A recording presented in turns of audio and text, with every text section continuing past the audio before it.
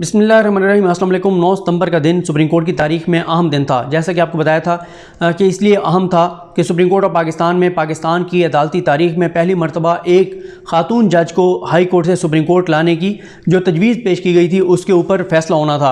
और ये भी आपको बताया था कि जस्टिस आयशा मलिक साहबा जो हैं वो अगर सुप्रीम कोर्ट ऑफ पाकिस्तान में आ जाती तो वो चीफ़ जस्टिस ऑफ पाकिस्तान होती और ये भी एक तारीख रकम होती, क्योंकि हमारे हमसाया मुल्क भारत में जिसके हवाले से बताया अटॉर्नी जनरल पाकिस्तान खालिद जवेद खान साहब ने जो लेटर लिखा था वकला तंजीमों को, और आज जो उन्होंने तहरीरी तौर पर अपनी गुजारिशात रखी जुडिशल कमीशन पाकिस्तान के सामने, मेंबरान के सामने, उसमें भी उन्होंने ये कहा था कि पिछले ही महीने 31 अगस्त को इंडिया की सुप्रीम कोर्ट में 3 ख़वातीन जजेस को लाया गया है और उनमें से एक ने चीफ जस्टिस बनना है इंडिया की सुप्रीम कोर्ट का। और ये भी उन्होंने बताया कि वहाँ पर भी सीनियरिटी की बुनियाद पर नहीं आई बल्कि जूनियर ख़वातीन जजेस को सुप्रीम कोर्ट ऑफ इंडिया में लाया गया।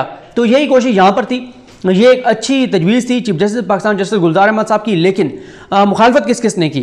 जो PDM की हमायत याफ्ता वकला तंजीमें हैं उन्होंने मुखालफत की। और ये भी आपको बता चुका हूँ कि पाकिस्तान की अदालती तारीख में 41 जूनियर जजेस को लाया गया है। यानी ये तासुर गलत था कि पहली मरतबा किसी जूनियर जज को सुप्रीम कोर्ट ऑफ पाकिस्तान में लाया जा रहा है। और उसके अलावा एक जो राय है वो ज़ाहिर है ये राय ज़्यादा इसमें वज़न है कि सिर्फ सीनियरिटी को ना देखा जाए कि हाई कोर्ट में आपने जैसे तैसे भी किसी को जज बना दिया, और फिर जिस तरह से इफ्तिखार मोहम्मद चौधरी साहब ने अपने दौर में जिस तरह की हाई कोर्ट्स में और जो जज भर्ती किए थे, जो वकील लगाए थे जज, उनमें से बहुत सारे आज भी बाकी हैं।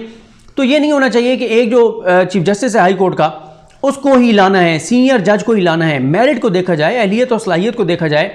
ये तो नहीं है कि अगर एक पता चल गया कि वो वकील था उसको आपने जज बना दिया किसी भी हाई कोर्ट का, अब वो जज है वो फैसले नहीं कर पा रहा, केसेस सुनता है, कई महीने तक फैसले जो है वो महफूज रखता है, सुनाता नहीं है, ठीक फैसले नहीं उससे लिखे जाते, उसको आप सुप्रीम कोर्ट ले आए। और सुप्रीम कोर्ट में आज भी खैर इस पे मैं आगे नहीं जाता। तो ये एक मामला था, लेकिन इस पे आज 4-4 से मामला जो है वो एक तरह से बराबर हो गया। लेकिन ये जो कहा जा रहा है कि उनका नाम मुस्तरद हो गया है, ये अभी कहना कबल अज़ वक्त है। उनका नाम अगर मुस्तरद हो गया होता तो उसके लिए मुस्तरद करने के लिए 5-4 चाहिए थे, यानी 5 मेंबरान अगर उनका नाम मुस्तरद करते तो फिर मुस्तरद होता। यानी जस्टिस आयशा मलिक साहिबा का नाम एक मरतबा फिर सुप्रीम कोर्ट के जज के तौर पर पेश किया जा सकता है। और इसमें जो 4 मेंबरान थे जो इस हक में थे कि आयशा मलिक साहिबा को लाना चाहिए, उनमें चीफ जस्टिस पाकिस्तान जस्टिस गुलजार अहमद साहब थे, जस्टिस उमर ता बंदियाल साहब थे, वफाकी वज़ीर कानून बैरिस्टर फ़रोग़ नसीम साहब थे, और जो अटॉर्नी जनरल पाकिस्तान है खालिद जवेद खान साहब वो थे। और जिन 4 ने मुखालफत की, और उनमें जस्टिस मकबूल बाकर साहब जो काजी फैसल साहब के हक़ में फ़ैसला देने वाले हैं, जस्टिस सरदार तारिक मसूद साहब जो अभी उनका पहला ये इजलास था जुडिशल कमीशन पाकिस्तान का, और जो रिटायर्ड जज हैं जस्टिस दोस्त मोहम्मद खान साहब वो, और चौथे जो हैं अख्तर हुसैन शाह साहब जो कि पाकिस्तान बार कौंसिल के मेंबर हैं। तो ये यूँ 4-4 से बराबर हुआ है। मामला एक मरतबा फिर जुडिशल कमीशन ऑफ पाकिस्तान में आ सकता है। इसमें एक और इंपॉर्टेंट बात यह है कि जस्टिस काजी फाइज ईसा साहब आज इस इजलास में नहीं थे, क्योंकि वो बैरून मुल्क हैं, और बैरून मुल्क होने की वजह से वो इस इजलास में शरीक नहीं हो सके। लेकिन हैरान कुन तौर पर काजी फाइज साहब जो पहले कोविड का शिकार थे, तो उस दौरान मोहम्मद अली मजहर साहब का जब मामला था तो काजी फाइज ईसा साहब वीडियो लिंक के जरिए बैठे, और फिर काजी फाइज साहब हों, उनकी अहलिया हों, हर मामले में उन्होंने ख़त लिखते हैं। ज़रा सी कोई बात हो जाए ख़त लिख देते हैं। बल्कि मुझे एक दोस्त ने बताया कि काजी फाइज साहब ने ये यहाँ से सुप्रीम कोर्ट के सामने से गुजरते हुए कोई गटर का ढक्कन नहीं लगा हुआ था, और ये ज़रूर होना चाहिए ज़ाहिर है, और वो इसलिए होना चाहिए कि अक्सर हम देखते हैं कि अफसोसनाक वाक़यात होते हैं, बच्चे गिर जाते हैं, कोई बड़ा भी गिर सकता है। लेकिन उन्होंने इस मामले पे भी मुझे उसने बताया कि काजी फैसल साहब ने उसकी तस्वीर बनाई और एक लेटर लिख दिया, शायद सदर को भी और प्राइम मिनिस्टर पाकिस्तान को भी, या पता नहीं चेयरमैन सेनेट को, किसी ने किसी को लेटर लिख दिया कि ये देखें होल जो है इसके ऊपर ढक्कन नहीं है, और इसके ये इस तरह की उन्होंने चीज़ें लिखी। तो इस तरह के इश्यूज़ के ऊपर भी वो ख़त लिखते रहे, लेकिन इस मामले में उन्होंने राय नहीं दी। अच्छा, कुछ लोग ये भी कह रहे हैं कि उन्होंने राय इसलिए नहीं दी कि शायद जस्टिस आयशा मलिक साहिबा जब वकील थी तो वो उनके चैम्बर के साथ काम करती रही हैं, तो इसलिए शायद वो एक बाइस का एक आ जाता है, फैक्टर आ जाता है, इसलिए उन्हें रिक्यूज़ किया है। देखें, उन्होंने उस वक्त फिर रिक्यूज़ क्यों नहीं किया था जब जस्टिस बाबर सत्तार साहब जो इस वक्त इस्लामाबाद कोर्ट के जज हैं, जब वो वकील थे और उनकी नॉमिनेशन आई, उनको जज बनाने के हवाले से बात आई, तो उसमें काजी साहब ने कहा जी मैं बैठूंगा। हालांकि बाबर सत्तार साहब वकील थे काजी फाइज साहब के, जो इनका ज़ाती एक केस है, जो इनके असासी और जदादें इनके बीवी बच्चों के सामने आई, आज तक जिनकी मनी ट्रेल नहीं दे सके, उस वक्त रिक्यूज़ नहीं किया। उस वक्त भी आप रिक्यूज़ करते कि एक बंदा जो आपका केस लड़ रहा है और केस उस वक्त रिव्यू पेंडिंग था, लेकिन आपने कहा नहीं, मुझे कोई मसला नहीं, मैं बैठूंगा। यहाँ पे आपने ना कोई लेटर लिखा, ना कोई आपने राय दी, और ये जब वो आएंगे दोबारा ही हो सकता है कि दोबारा जुडिशल कमीशन के सामने दोबारा ये नाम रखा जाए आयशा मलिक साहिबा का, ताकि काजी फाइसा साहब जुर्रत करें और रिजेक्ट कर दें।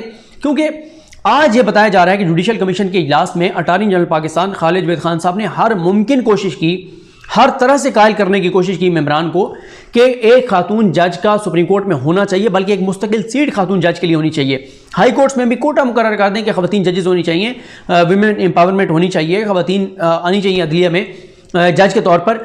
और यहाँ तक उन्होंने कहा अटॉर्नी जनरल पाकिस्तान ने कि जी अगर आप ये समझते हैं कि आयशा मलिक को नहीं लाना, या पता नहीं वो जो बातें हो रही हैं कि आयशा मलिक को ही लाजमी लाना है, ऐसे करते हैं कि जो हाई कोर्ट्स हैं चारों, उनमें जो खवातीन जजेस हैं उन सब के नाम, उनका डाटा मंगवा लेते हैं और उनमें से किसी भी खातून को ले आते हैं। तो इस पर भी बताया जाता है कि जस्टिस मकबूल बाकिर साहब जो है उन्होंने मुखालफत की। उन्होंने कहा नहीं, इसका मतलब है कि आप आयशा मलिक को ही लाना चाहते हैं। यानी वो भी ये बात मानते हैं कि जितनी भी सब खवातीन जजेस हैं हाई कोर्ट्स में, उन सब में कंपिटेंट जो है वो आयशा मलिक साहबा हैं। लेकिन जस्टिस मकबूल बाकिर साहब ने भी मुखालफत की। जस्टिस दोस्त मोहम्मद खान जो बड़े खवातीन के हकूक और वीमेन एम्पावरमेंट और इन चीज़ों के बड़े दाई और बड़े फैसले लिखने वाले और बड़ी बातें करने वाले, उन्होंने भी मुखालफत की। उन्होंने भी कहा कि नहीं, जस्टिस आयशा मलिक को नहीं आना चाहिए।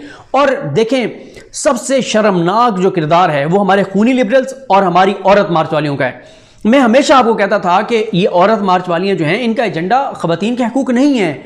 ये देखें, अब यहाँ पे क्योंकि पीडीएम सपोर्ट कर रही है वकला तंजीमों को, क्यों सपोर्ट कर रही है कि वो एंटी इमरान खान है, बस इस वजह से उनको सपोर्ट कर रही हैं। और इसलिए क्योंकि पीडीएम सपोर्ट कर रही है वकला तंजीमों को और वकला तंजीमें एंटी इमरान खान है, तो अब उन वकला तंजीमों ने एक खातून जज की मुखालफत की उसको सुप्रीम कोर्ट लाने की। लेकिन आप 10 ट्वीट्स मुझे दिखा दें औरत मार्च वालियों के, नहीं होंगे। क्यों? उनका मकसद कुछ और है, उनका एजेंडा कुछ और है। उनका मकसद यह है कि हम जिन्स परस्ती को पाकिस्तान में जो है वो जितना उसका प्रचार किया जा सके, और उनका मकसद सिर्फ यह है कि जो हमारे कल्चर के ख़िलाफ़ चीज़ें हैं वो उनको यहाँ पे कोई कानूनी हैसियत दिलवाई जा सके। उनका मकसद सिर्फ यह है कि फ़ौज के ख़िलाफ़ प्रोपेगेंडा किया जा सके। उनका मकसद सिर्फ यह है कि पाकिस्तान का नेगेटिव इमेज जो है वो दुनिया के सामने रखा जा सके, दुनिया को बताया जा सके कि पाकिस्तान औरतों के लिए बहुत गैर महफूज है, पाकिस्तान बहुत ख़तरनाक मुल्क है।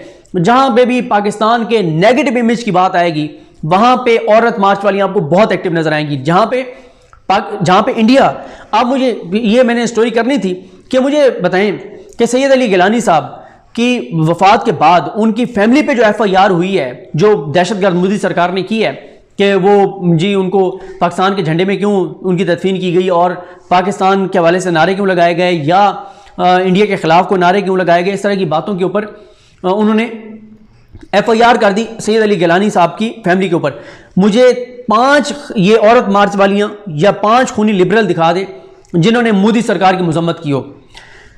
मुझे 5 इनके ट्वीट्स दिखा दें जो इंडिया में जो कुछ औरतों के साथ हो रहा है उसके ऊपर किए हों।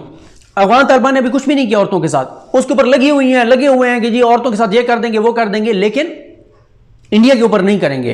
अमेरिका अभी ये नूर मुकद्दम केस में जो अमेरिकी हुकाम ने मुलाकात की है और फिर कॉल किया है, बात किया है नूर मुकद्दम के कातिल जाहिर जाफिर दरिंदे से, उसके ऊपर आपने कहीं मुजम्मत देखी है ना औरत मार्च वालियों की? अमेरिका की नहीं करेंगी। फंडिंग वहीं से आती है ना, पैसा वहीं से आता है, असाइलम वहीं जाके लेने हैं, उनकी इबादत उनकी की जाती है, किबला और काबा इनका अमेरिका है, मगरबी ममालिक हैं, तो उनकी मजम्मत नहीं हो सकती। अगर यही कोई हुकूमती बंदा चला गया होता नूर मुकद्दम के कातिल दरिंदे से मिलने के लिए, तो वो क़यामत इन्होंने बर्पा करनी थी और इन्होंने वो दुनिया भर में ट्वीट्स करने थे पाकिस्तान के नेगेटिव इमेज के लिए। और आज तक ये इसलिए नूर मुकद्दम को ये फांसी की मुखालफत करते हैं कि नूर मुकद्दम के कातिल को फांसी नहीं होनी चाहिए। क्यों? जाहिर जाफिर के घर कौन कौन पार्टियां जाके करता था, ये डाटा मैं बार बार कह रहा हूँ सामने आना चाहिए कि कौन कौन जाहिर जाफिर दरिंदे के घर जाके और औरत मार्च वाली कौन कौन थी जो पार्टीज करती थी और उन पार्टीज में क्या कुछ होता था। तो बात यह है कि ये भी एक्सपोज हुई हैं, खूनी लिबरल भी एक्सपोज हुए हैं, और PDM तो जाहिर है वो तो मौलाना फजल रहमान और ये सारे इनके साथ वकला तंजीमों के साथ खड़े हुए थे जैसे आयशा मलिक का रास्ता रोकने के लिए, और इसीलिए ये औरत मार्च वालियाँ और ये खूनी लिबरल जो हैं वो खामोश रहे और काजी फायज़ साहब खामोश रहे। होना यही चाहिए, काजी फायज़ साहब आएँ, दोबारा ये मामला रखना चाहिए जुडिशल कमीशन पाकिस्तान में जाकर, ताकि काजी साहब इसको मुस्तरद करें। पता चले कि काजी फायज़ साहब भी औरत के हकूक़ पे बड़ी बात करते हैं, बड़े बड़े उनके लेक्चर्स होते हैं, रिमार्क्स देते हैं तो ऐसे लगता है कि औरत के हकूक़ से हकूक़ के मामले में उनसे बड़ा कोई लंबरदार नहीं है।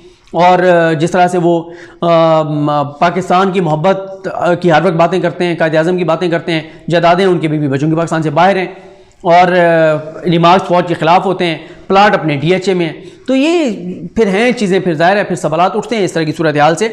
तो अब दोबारा ये मामला जुडिशल कमीशन ऑफ पाकिस्तान में आ सकता है, आना भी चाहिए। और अटॉर्नी जनरल पाकिस्तान जो बार बार कोशिश कर रहे हैं, बार बार कह रहे हैं कि खातून जज को लाएं, खातून नहीं लाना आयशा मलिक साहबा को, किसी और खातून जज को लें। और अब होना यही चाहिए कि किसी खातून जज को ही आना चाहिए। और अगर ये इसी तरह से खातून जज का रास्ता रोकते हैं तो मेरा ख्याल है इसके हवाले से बात होनी चाहिए, पब्लिक को बात करनी चाहिए, आवाम को बात करनी चाहिए। इन्होंने बात नहीं करनी, क्योंकि ज़ाहिर है एक इस वजह से उन्होंने नहीं करनी कि मकबूल बाकर साहब काजी फैसल साहब के हक़ में फ़ैसला दे चुके हैं और ये इसलिए मकबूल बाकर साहब के ख़िलाफ़ कोई बात नहीं करेंगे। फिर ये इसलिए बात नहीं करेंगे कि ये ज़ाहिर है वकला तंजीमें ख़िलाफ़ हैं आयशा मलिक साहिबा के। और तो ये वो पॉइंट है जो आपके समझने का है, हमारे समझने का है कि यही इनकी मुनाफ़क़त है, यही इनका दौरा में आ रहा है, यही इनका दोगलापन है कि यही इनका एजेंडा कुछ और है और इनका एजेंडा जो है वो एक्सपोज हुआ है। तो बहरहाल देखते हैं कि आगे दोबारा कब जुडिशल कमीशन का इजलास होता है, आयशा मलिक साहिबा का नाम दोबारा आता है, नहीं आता, क्या होता है, कौन आता है। लेकिन आनी तो अब खातून जज ही चाहिए, क्योंकि अटॉर्नी जनरल पाकिस्तान भी कमिटेड नज़र आते हैं कि हर सूरत में वो किसी न किसी खातून जज को ही 17वें जज के तौर पर लाएंगे। तो देखते हैं चीज़ें कैसे आगे बढ़ती हैं। और मैं देख रहा था कि ये हामिद मीर साहब ने एक ट्वीट भी रीट्वीट किया हुआ था जिसमें तासुर ये दिया था कि आज पता नहीं सुप्रीम कोर्ट में तारीख में पहली मरतबा पता नहीं क्या हुआ है, कुछ भी ऐसे नहीं था, ये सिर्फ प्रोपेगेंडा है चीफ जस्टिस पाकिस्तान जस्टिस गुलजार साहब के खिलाफ और सुप्रीम कोर्ट के खिलाफ। कई बार ऐसे होता है जजेज आके बैठते हैं, 2-2 3-3 जजमेंट्स होती हैं, वकील नहीं होते, 1-2 के सुनते हैं और चले जाते हैं। यानी ये कोई पहली बार ऐसे नहीं हुआ कि जी वो 10 सवा 10 बजे जजेज उठ के चले गए और केस ख़त्म हो गए। केस रखे हुए थोड़े थे क्योंकि आज जुडिशल कमीशन का इजलास था, पहले से केस काम रखे हुए थे। तो उन्होंने बड़ा वो तासुर दिया कि बड़ा को बगावत हो गई सुप्रीम कोर्ट के खिलाफ, ऐसी भी कोई बात नहीं है। तो ये कुछ चीज़ें थी जिस पे हमें बात करनी चाहिए एज ए पाकिस्तानी। और मुझे अफसोस हुआ कि मकबूल बाकर साहब ने, जस्टिस मकबूल बाकर साहब ने जिस तरह मुखालफत की है खातून जज की, और जस्टिस सरदार तारिक मसूद साहब ने, और पता नहीं क्यों मेरिट की जो है मुखालफत की जा रही है। अब हाँ, अगर मैं नालायक हूँ और तो मैं हमेशा कहूँगा कि नालायक चाहे नालायक कोई कितना ही क्यों ना हो, अगर वो सीनियर है उसी को ले आओ, किसी उसको इस बुनियाद पे ना रिजेक्ट करो कि वो नालायक है। तो ज़ाहिर है फिर ये भी कुछ होता है कि ठीक है, जैसे हम आ गए थे सीनियरिटी की बेस पे, हमारे जैसे और कई लोग बैठे हैं तो वो भी जो है वो उनको आना चाहिए, बजाय इसके कि लायक और काबिल लोगों को आना चाहिए। बहरहाल ये अफसोसनाक दिन था और शर्मनाक दिन था जिस तरह से आज एक खातून जज का रास्ता रोका गया है। लेकिन उम्मीद है कि दोबारा ये मामला जुडिशल कमीशन ऑफ पाकिस्तान में आएगा और रिजेक्ट कर दें काजी फैसल साहब, लेकिन रिजेक्ट उनसे करवाना चाहिए ताकि पता तो चले कि औरत के हकूक़ के कितने बड़े अलंबरदार बनते हैं और हकीकत में कितना उस पर यकीन रखते हैं। मुझे अपनी दुआ में याद रखें। और ये भी आपको बता दूँ, हो सकता है काजी फैसल साहब आएँ और दोबारा ये आए और वो उनके हक़ में वोट दे दें और कहेंगे जी मैं उनके हक़ में हूँ। लेकिन ये मंजर नहीं बिकेगा कि वो रिक्यूज़ करने वाला कि जी वो उनके चैम्बर में काम किया है, अपने वकील को जज बनवाने के लिए आप बैठ सकते हैं। तो ये तो आपके चैम्बर में बहुत पुरानी बात है। अल्लाह करीम हम सबका हामी नासर हो। पाकिस्तान जिंदाबाद।